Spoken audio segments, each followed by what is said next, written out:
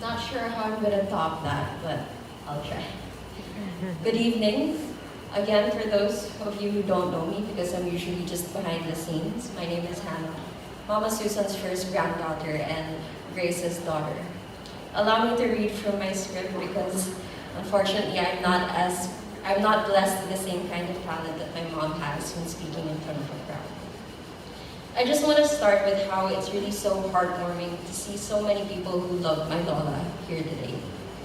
I was going through my phone's gallery the past few days while thinking about her, looking for photos of the both of us and reminiscing our times together, which then led me to looking for photos of her on the internet as well.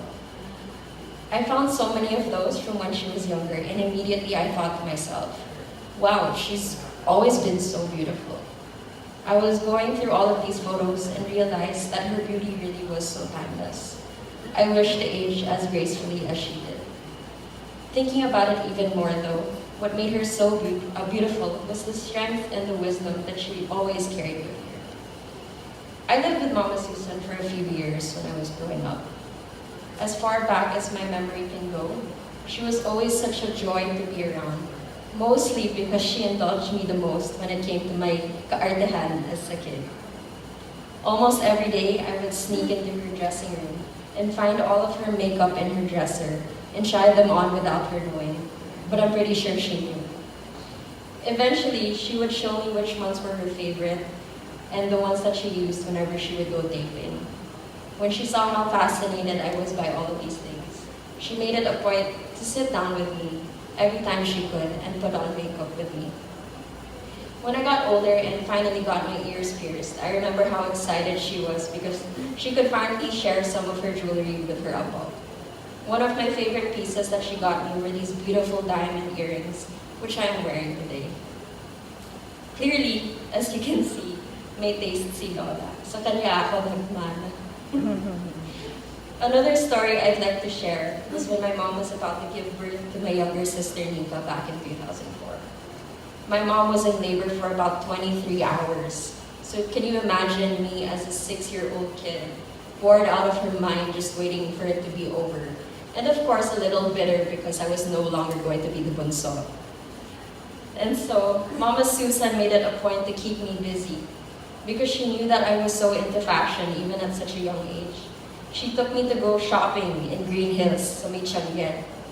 At alam niya naman kung gaano kainit at siksikan dun, pero pumunta pa rin kami. Long story short, she bought me these long brown boots na may heels by the way, because I was eyeing it the whole time we were going down. This just goes to show that although she already had the title of being the Susan Roses, Queen of Philippine movies, she was still so selfless and humble. We have gone out of her way to make sure I was okay and that I felt loved. To be frank, Mama Susan and I didn't stay as close when I got older. I guess that's just how life is as we grow as individuals and go through life. I realize now though that it's one of my biggest regrets. However, we as a family would always make it a point to catch up with her every now and then, especially during the holidays. I always left conversations with her feeling so enlightened with all the knowledge and perspective that she would impart on me. I remember visiting her one time in her lanai, and we were just making kwento almost the entire afternoon. I don't recall everything that we talked about exactly, but what I still bring with me until today is how much Papa Rani loved and cared for his family despite how busy he got. Mama Susan constantly reminded me to find someone who will love me just as much as he loved her and my mom, and to always forgive and stay patient, especially when it comes to those that we love. After all, we're all just human. As cliche as that may sound, sometimes it's good to be reminded of our limitations, and my Lola was who that was to me. Listening to the stories that have been shared the past few days about how matapang she was when it came to what she thought was right and when it came to those that she loved, it made me think to myself, oh nga no. It made me think of this one particular experience when I was younger that I will never forget. I was so scared of her. Papa Ronnie and I were playing the piano one day, and for some reason, nagalit ako sa kanya. Maybe it's because he played the wrong note, or my momentum was destroyed, but he told Mama Susan, and when she found out, she went after me. She was so angry, I believe disappointed, but at that time as a kid, I was so scared. I ran to my bathroom, shut the door, locked it, and she was knocking and knocking and knocking and saying, "Hannah, come out, you have to apologize to your Lolo." I wanted to share that experience because it shows that she will really stand up for you, no matter how big or seemingly insignificant it may be. And it really teaches you a thing or two. Mama Susan was a realist. She always gave the hard truth. She didn't beat around the bush when it came to the way the world really works, and she always spoke from experience. Her perspective on the harsh realities that we live in really humbled and grounded me.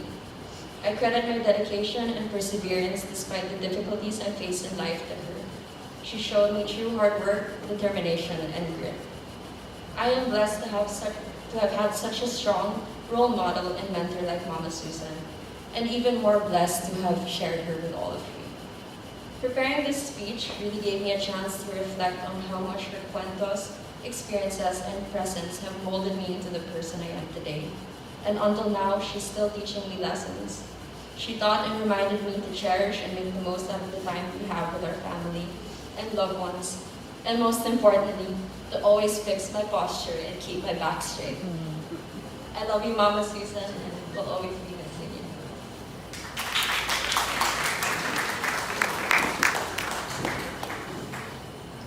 Thank you, Hannah.